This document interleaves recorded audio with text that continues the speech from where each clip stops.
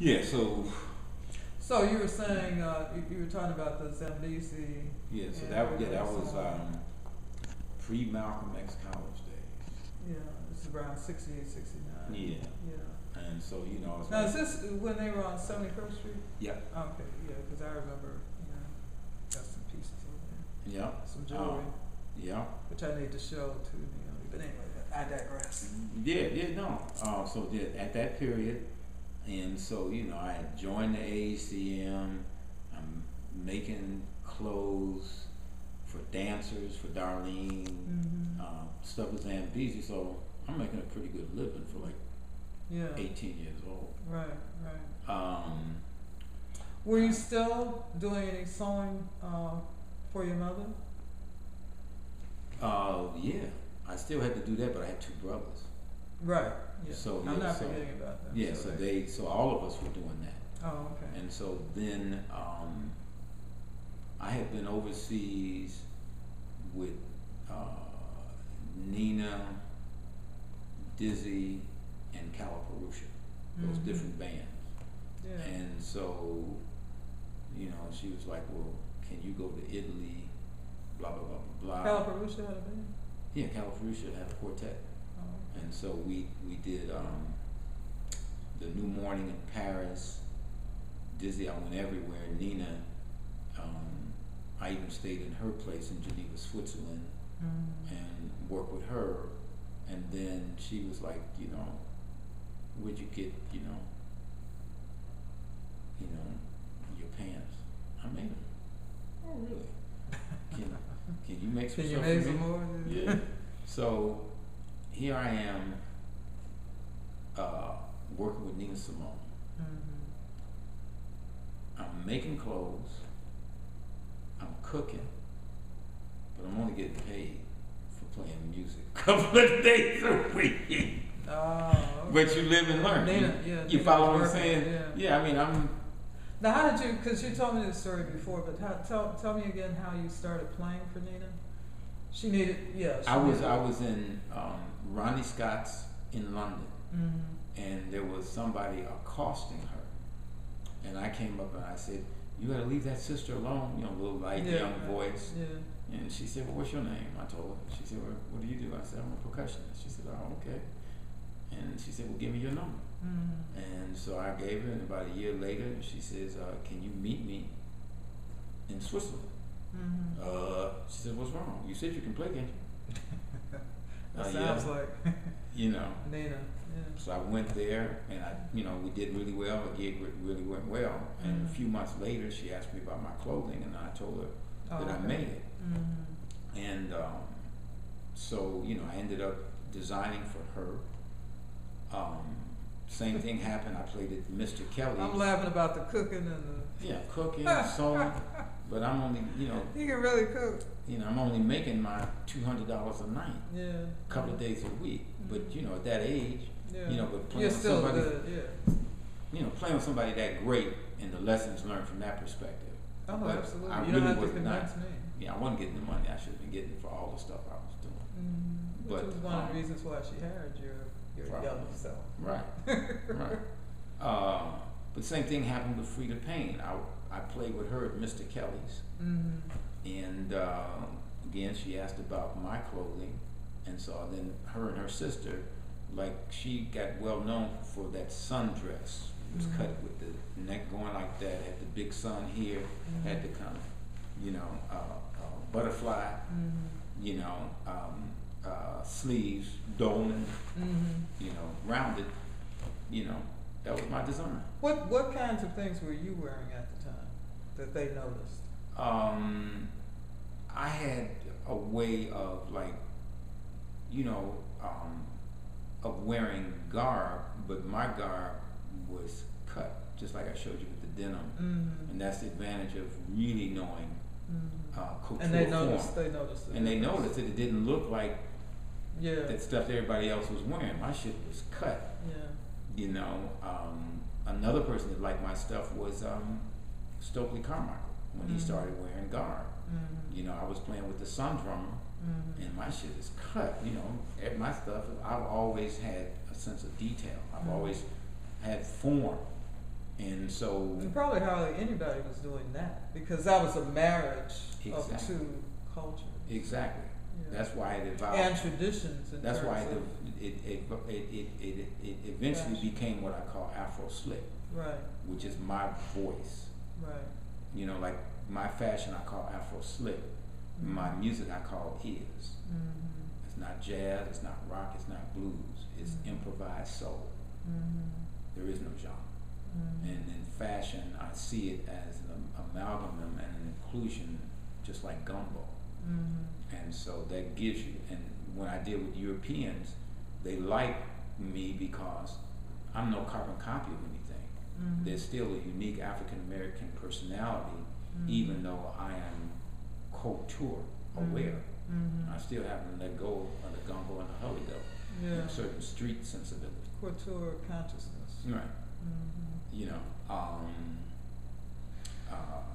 But anyway, so those were the early years. So those were the formative years. Yeah, those were the formative Yeah. years, and all the cats in the ACM. I was making stuff, for cats and for Joseph. Mm-hmm. Made lots of stuff for Malachi because he was like another dad. Mm-hmm. And then when the group Arrested Development came Mm-hmm. about, and they were in Atlanta, Mm-hmm. and I don't know, somebody had got to them, and when they contacted me, I thought it was about playing, Mm-hmm. but they wanted a look.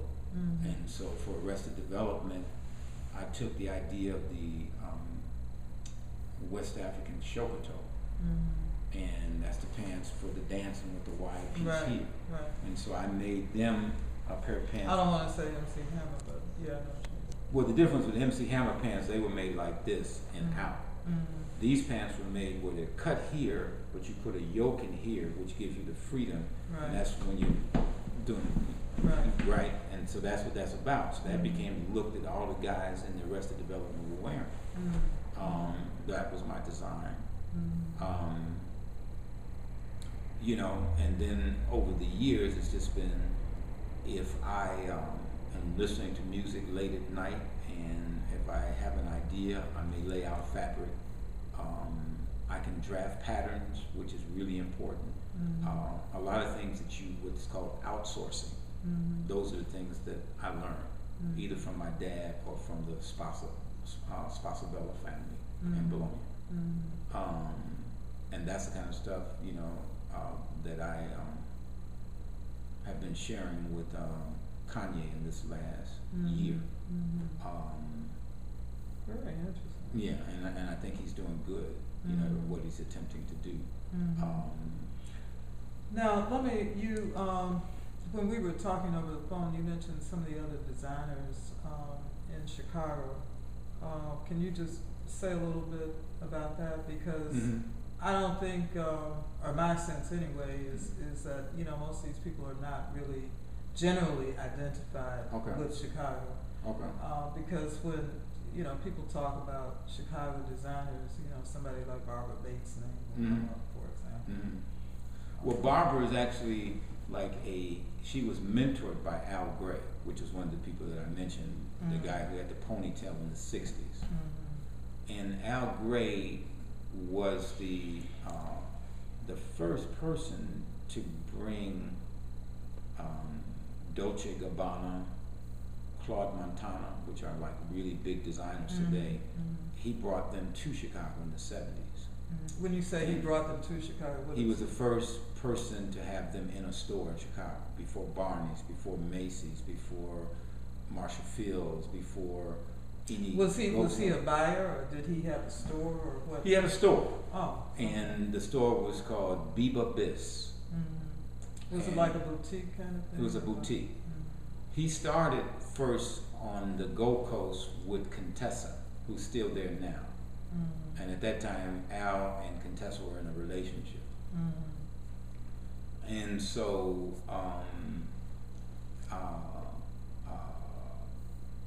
eventually, they separated in business, and he opened his own store. He was the first African American to be in the Gold Coast with a boutique salon, and eventually he became partners with Deborah Ward, and they're still partners today. W-A-R-T? Yeah, Deborah Ward is. Oh, Ward. Yeah, she is Val Gray Ward's niece. Oh, okay. And Deborah Ward was a model in the 70s. She was in New York and high-end couture fashion. And so then after 10 years being between Europe and New York, she came back to Chicago as a stylist. And she evolved from a stylist into one of the best designers really in the United States. But definitely. And so Barbara. Now what period of time is that? This Deborah came about in the 80s. Al was in the 70s. Al was in the 70s. And so you had a group of guys that had moved from 47th Street after the riots, and they moved out to 87th Street. And so you had Caminate, you had Cage Boutique, and so a lot of stuff that had happened, you know, on 47th, you know, in the 50s and 60s, it moved further south.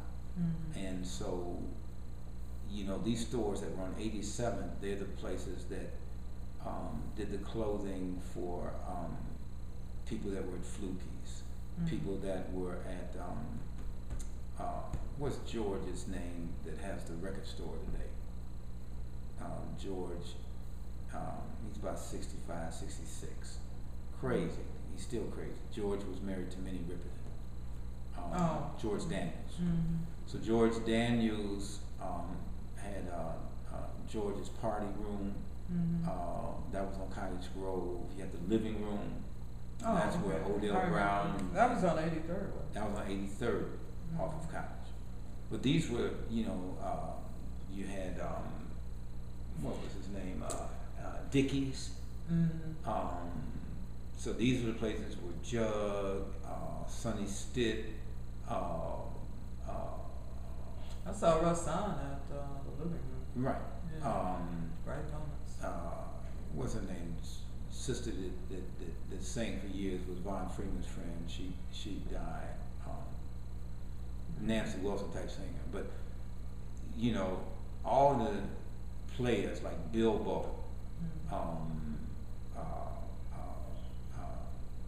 my uncle Candyman, Candy Finch, you know, all the pimps. That's where they hung. And then they would come down to Caminate, they would come down to Cage Design, the Birdcage it was called. Oh yeah, I remember that. And so, you know, as a kid, because I sewed, then I knew, you follow what I'm saying? I knew all of the folks that were in the fashion thing. But then I played music, so then I knew all the musicians.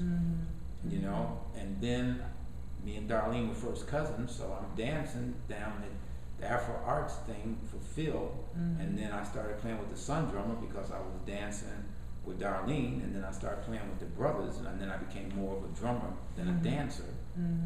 But I was never on one scene. I, you know, I knew the Afrocentric folks, but I wasn't like committed to looking like a Nigerian or Ghanaian. I had to put my own stamp on it. So that's how Afro Slick came about. It's like, you know, I don't believe that the African American is without authenticity in music and dance and food or whatever. What's your mother think about all this African stuff? My mother is half Eritrean. Oh, is that right? Yeah. So you know, her father is American. Her mother was Eritrean, Ethiopian. Okay. So she was down with it. Yeah, she was down with it. Plus, you were making money. I'm making money. Yeah. And plus, me and my mother was 15 years apart. Oh, is that right? Yeah. Were you the So, oldest? I was the oldest. Oh, okay. So basically, we grew up together. Mm-hmm. You know, because like some of my girlfriends were, you know, because you always go with girls 10 or 15 years older than you when you're Oh, is like that 20. right? Yeah. Oh. Right? So some of my girlfriends grew up with my mother. Mm-hmm. You know. There's some guys out here kind of working that the other way. Well, as I got older, Yeah, I know it went the other right, way. right. You know, Yeah, you get older, right, and you yeah, have kinda, you yeah. go through these changes. You Right, know, right. We can move on. Yeah, when I went through younger women, older women. Then as I got old, younger women, then had all these babies in my 40s, and then went back to older women because I didn't want to have any more babies with younger women. Mm-hmm. But the whole fashion thing was a part of socializing. Mm-hmm. You know, you wanted to go to Peps, and if you went to Peps, you wanted to be dressed. If you went to the Brown Derby, then you wore more like suits. If you went to Budland or you went to Times Square, then So you always like to hang out. Always. Why? Because you learn the social etiquettes of contemporary society. Mm-hmm. Language, style, walk, So emotions. you were a participant observer like St. Clair Drake or somebody. Yeah. You know, I didn't get high, but I hung with all the dope addicts. Mm-hmm. I ain't never got high one day in my life. Mm-hmm. But being a musician, you know, I was on the road with Jug at 16. Mm-hmm. So I was in a band with George Freeman, Mm-hmm. Gene Ammons, and Audrey Ramo, who was Gerald Donovan. He wasn't even Audrey Ramo yet. Mm-hmm. He's in New York, isn't He's dead. he? Oh, is he? Yeah, Audrey Ramo, he moved back to Ohio where his family was from, and then he died about 6 years ago. Oh, okay. Yeah, but He used to be with Amina. right. Okay. But this was before Amina. This Digress, is right. Amina came Yeah, of course. to Jug after me. Mm-hmm. I was with Jug at 16, so Mhm. we talking 67, Mm-hmm. right? 67. So, so yes, So you always had your eyes wide open. yeah, Mm-hmm. I love the life. Mm-hmm. You know, I love being in the Regal Theater all day. I Mhm. love seeing those little skinny shark skin suits that the Temptations and stuff were wearing. Mm-hmm. You know, I love, you know, going to Cadillac Bob's and seeing what Miles was wearing. And Lee Morgan. Lee Morgan was the only person competitive to Miles with fashion in that period. Mm-hmm. The rest of the cats were kind of like copying Dexter, and Dexter was already behind the time. Mm-hmm. Even though Dexter was clean, but, you know, Dexter was wearing Panama hats and stuff from the 40s, and then Ari and all the guys, they were trying, in Chicago, Yeah. they were trying to look like that. That was Yeah. already out of date. They were afraid the way Miles was dressing in the 60s with the little suits and the Miles had checked out with the Beatles and all that, so he had the little pants. Well, Miles was fly before Yeah. there was fly. Right, you dig what I'm saying? So that was what was exciting. Nobody wanted to look like that. Not in Chicago. Yeah, the only guy that I knew that Not was, unless you were ready to box like Miles. right, the guy that was the most fashion forward was Clinton Gent. Mm-hmm. You remember Clinton Gent? Mm-hmm. Clinton Gent was the MC at the Green Bunny on 63rd in Halston. Oh, okay. And Clinton Gent, you always would go see what Clinton Gent had on. Mm-hmm. Clinton Gent's claim to fame was he was the person who invented Soul Train. Don Cornelius was a policeman, and he was the guard on the door Mm-hmm. at the Green Bunny. Mm-hmm. And he basically took Clinton Gent's idea to Channel 26, Mm-hmm. and he put it on Channel 26, and then eventually got bought by GN, and it became a national phenomenon. Mm-hmm. But there was this real tastemaker in Chicago that he was cool with all the sissies like Hi-Fi White. Mm-hmm. He was cool with all the pimps. Mm-hmm. And he had this whole veneer, and that was the guy that I would watch, is Clinton Gent. And he could bop, you know, he was cool with all the Gousters, he was cool with the Ivy Leaguers. Mm-hmm. But no one ever knew who Clinton Gent, you know, was. And he was an impersonator. He would impersonate Little Anthony. He would impersonate Smokey So Robinson. he actually performed? As an impersonator. Oh, okay.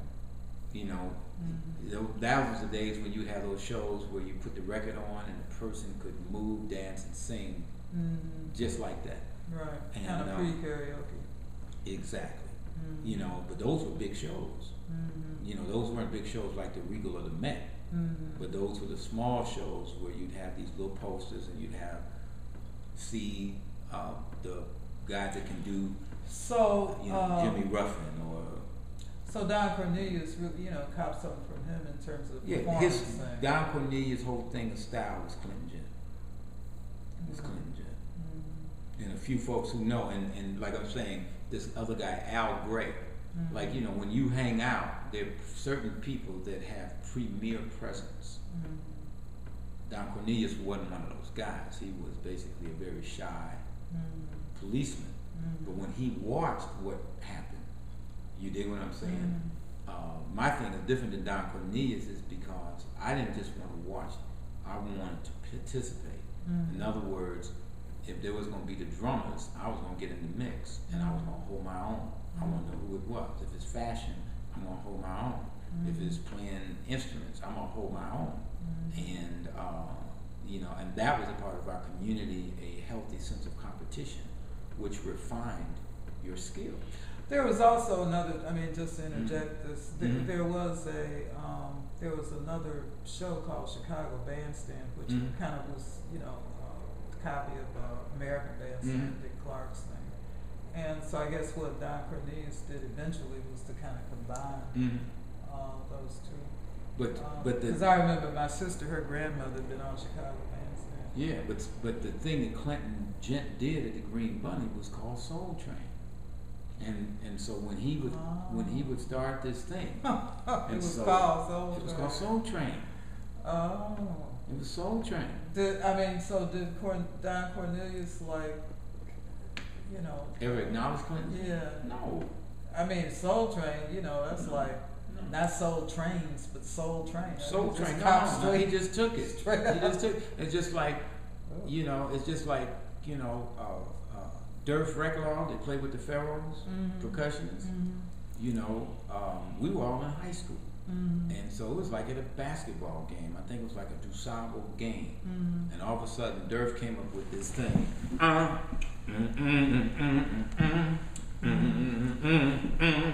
Twine time. Yeah. Alvin Cash went to DuSable as well. He then went to Brunswick Records with Durf's dance and said, I just come up with a dance. And Alvin Cash did the record Twine Time, but it was Durf Recklaw, Fred Walker. I didn't know he'd gone too long. Yeah, Fred Walker before he reversed his name.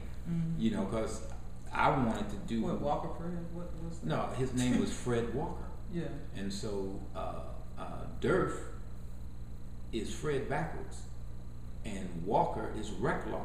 Recklaw is Walker backwards. Oh. So Fred Walker became Durf Recklaw of the and so I tried to do that, but Clifton Blackburn was not flick nerd clad. Okay, now Fred Walker. Okay, Fred Walker. Right. Tell me who Fred Walker was again. Fred Walker is Durf Recklaw, who was the lead percussionist of the Pharaohs.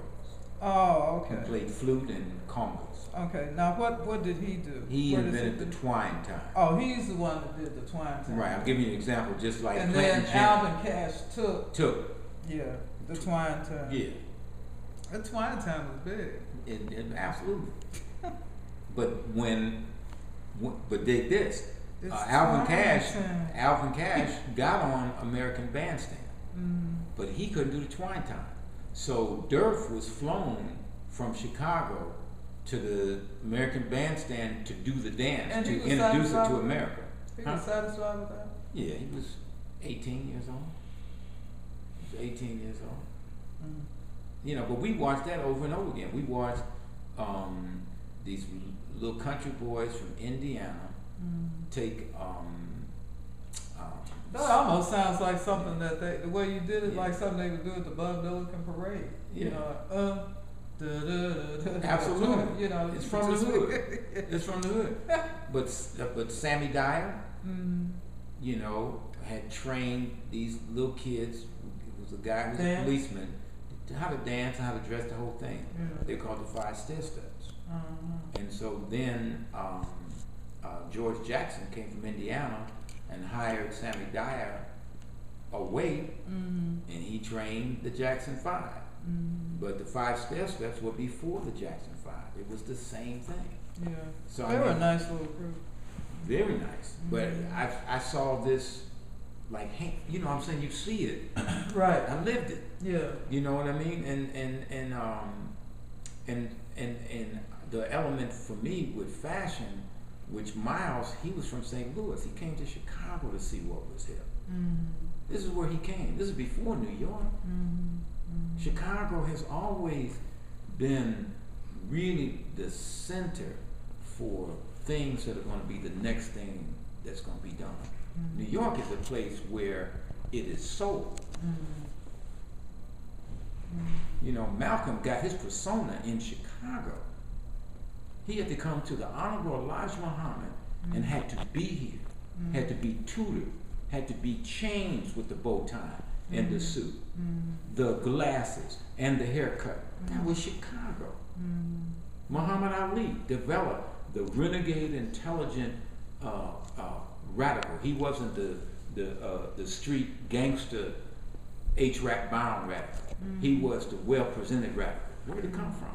Chicago. He didn't get it from Kentucky. Kahil El-Zabar, tell me what that means and how you adopted that name. My great uncle, my grandmother's brother,